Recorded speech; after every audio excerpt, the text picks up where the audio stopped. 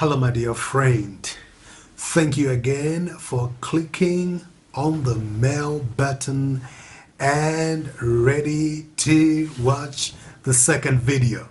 Today, I want to share with you on the second common mistake most believers make when they pray that cause them to suffer delayed answers to their prayers or absolutely no answers to their prayers.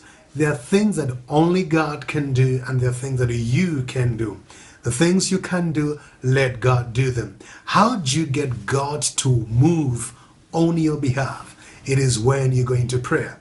But if you don't understand how to position yourself apostolically and prophetically in prayer, you may suffer what everybody is suffering, pain and frustrations as a result of no answers to their prayers or delayed answers to their prayers. So ready today. Today we're looking at the second common mistake, and it is seeing the problem rather than the promise when praying.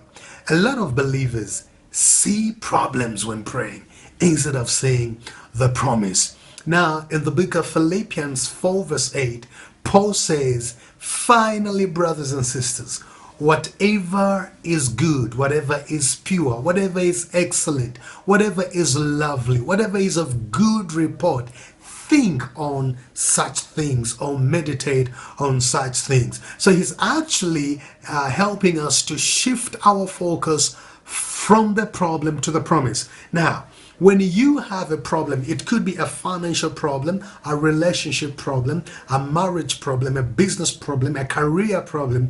What you need to realize is that the problem is an invitation to the prayer closet. Once you come into the prayer closet, you must shift now your focus from the problem to the promise. Why? God is not moved by your problem, is moved by his promise that he made unto you. So in the book of Genesis chapter 13-14, God brings Abraham into a beautiful land, and he says to Abraham, "Abraham, stand where you are. Look to your east, look to your west, look to your south, and look to your north.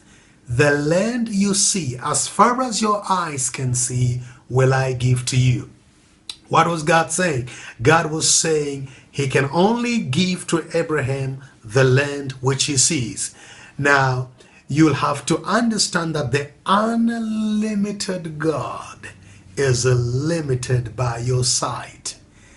God is willing to give you more than enough, but he'll be limited to what you can see. So here is Mr. Abraham Terah. He stands in this land, and God was saying to him, "I can give you China if you can see it. I'll give you Japan if you can see it. I'll give you the entire land of Asia if you can see it. Italy, Germany, Sudan, Ethiopia. I'll give it to you. All you need is to see it." Perception brings possession. I'll say that right again. Perception brings possessions. It's not how hard you pray, it's how hard you perceive when you pray. So what did Abraham see? He saw a beautiful, small, little, mountainous country called Israel.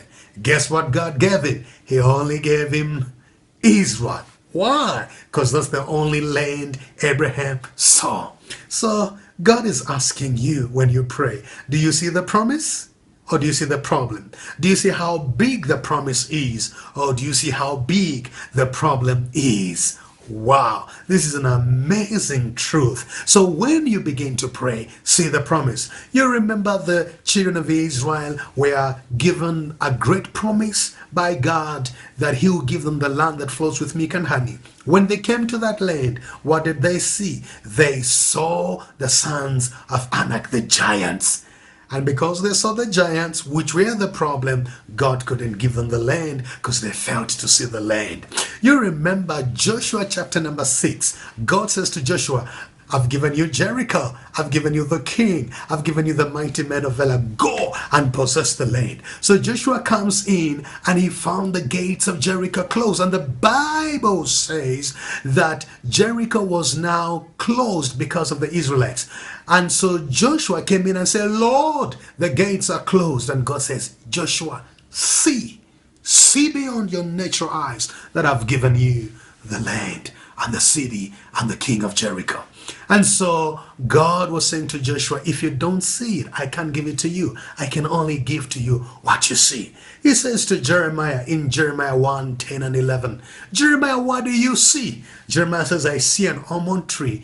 God says, you've seen well. I'll watch over my word to perform it. So when you begin to pray, you've got to learn to see the promise. Do you see the prosperity or do you see the poverty? Do you see the pain or do you see the peace? Do you see the promotion or do you see the demotion? When you talk to God, tell him something like this, Father, I see my healing. I see my promotion. I see my deliverance. I see my divine health. I see my promotion, my prosperity, my protection, and I receive it. If you will see it, God will deliver it to you. So what is the second common mistake most people make? When they pray, they see problems rather than seeing the promise. So my friend, here's the deal. Today before I go, I want to ask you to go down and write the promises of God. You know, on Sunday, a lady asked me and said, oh, Pastor, I can't sleep at night. That's my problem. So I said, okay, good, that's your problem. But what's the promise? Proverbs 3:24. God will cause you to sleep in safety and your sleep shall be sweet. See, every problem has a promise equal to it. See the promise instead of the problem. So tomorrow, don't go away. I'll come and talk to you on the third common mistake.